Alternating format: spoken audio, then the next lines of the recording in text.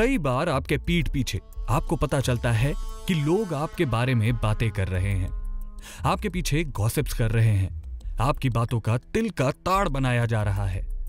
ऐसे में आप खुद को परेशान ना करें, जरूरत है उन्हें इग्नोर करने की। और भी कई बातें हैं जिनको सुनने के बाद आप इन सब परेशानियों से दूर रह सकते हैं। Gossips and rumors. How to deal with them, why they happen, a very important question. And I think किसी ना किसी स्टेज पर हम सब लोग we come across some rumors about ourselves or some gossip happening behind our back.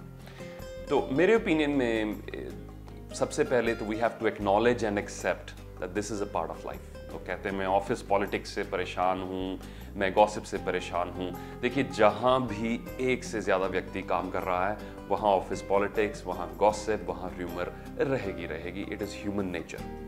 Recently मैंने अभी एक यंगस्टर को एक टी शर्ट पहने हुए देखा। उस टी शर्ट पर बड़ी एक दिलचस्प चीज़ लिखी हुई थी। This line was written on the T shirt which said, "What you think about me is none of my business." मेरे बारे में आप जो भी सोचते हैं वो मेरा बिजनेस नहीं है। And I still remember it. What a powerful message there. मैं अगर जो कर रहा हूँ सही है तो आप उसके बारे में क्या सोच रहे हैं, इसके बारे में मुझे चिंता नहीं करनी चाहिए। Famous management author Stephen Covey, he says, learn to distinguish between your reputation and your character. Very important distinction. Your reputation and your character. Your reputation, आपकी reputation वो है जो लोग आपके बारे में सोचते हैं। आपका character वो है जो आप really हैं, what you are really there.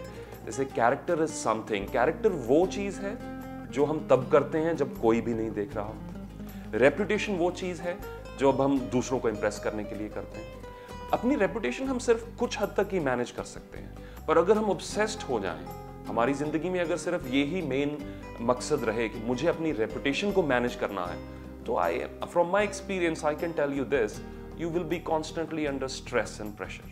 दूसरे लोग आपके बारे में क्या सोच रहे हैं, सिर्फ आपका फोकस इसी पर रहेगा। हमें अपने कैरेक्टर को स्ट्रांग बनाने के ऊपर फोकस रखना चाहिए। अंदर से स्ट्रांग बनने के लिए हमारी वैल्यूज, हमारे बिलीव्स ये स्ट्रांग हो। दुनिया हमारे बारे में क्या सोच रही है, कई बार अच्छा होगा, कई बार नहीं भी अच्छा होगा। हमें उसके साथ ऑब्सेस्ड नहीं होना चाहिए। हाँ, कुछ हद तक मैनेज करना इंपॉर्टेंट रहता है। In today's day and as we have to keep an eye and keep an ear on what people think about us to a certain degree, but not getting obsessed with it, not attempting to control it. देखिए, हम एक democracy में रहते हैं। 100 में से अगर 51 लोग अपनी वोट एक व्यक्ति को दे देते हैं तो वो प्रधानमंत्री बन सकता है। यस और नो?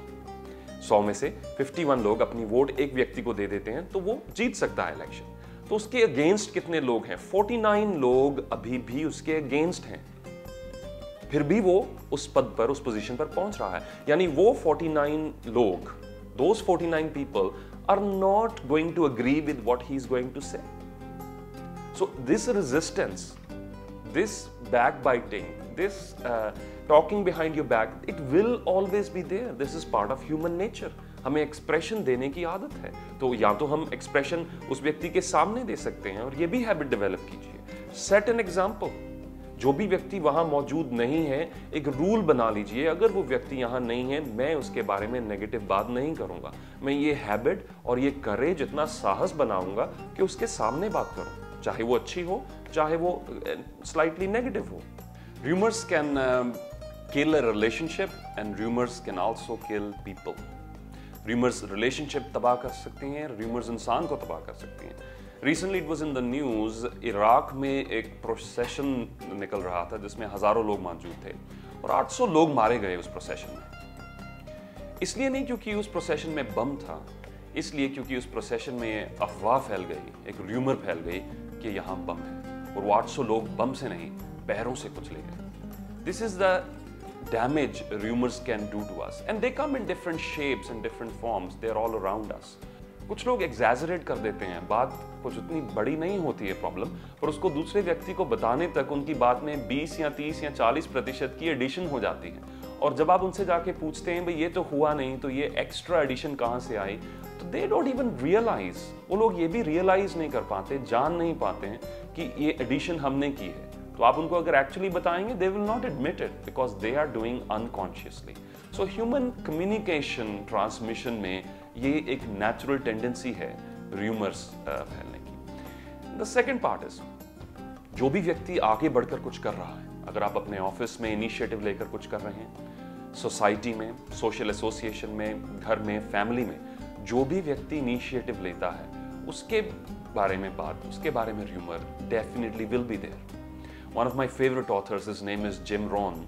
उनकी एक कहावत है, he said the few who do are the envy of the many who only watch.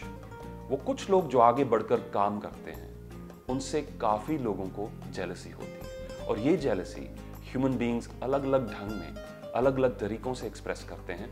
And one of the most common methods is spreading rumours, spreading gossip and backbiting about that person. But ये जरूर जान लीजिएगा that it's a good thing. अगर लोग आपकी पीठ के पीछे आपके बारे में बात कर रहे हैं, सो ये इस चीज का इशारा है कि आप उन लोगों से आगे हैं। You are ahead of them, you are ahead of others, only then they can talk behind your back and remain comfortable with it, accept it and don't react on it।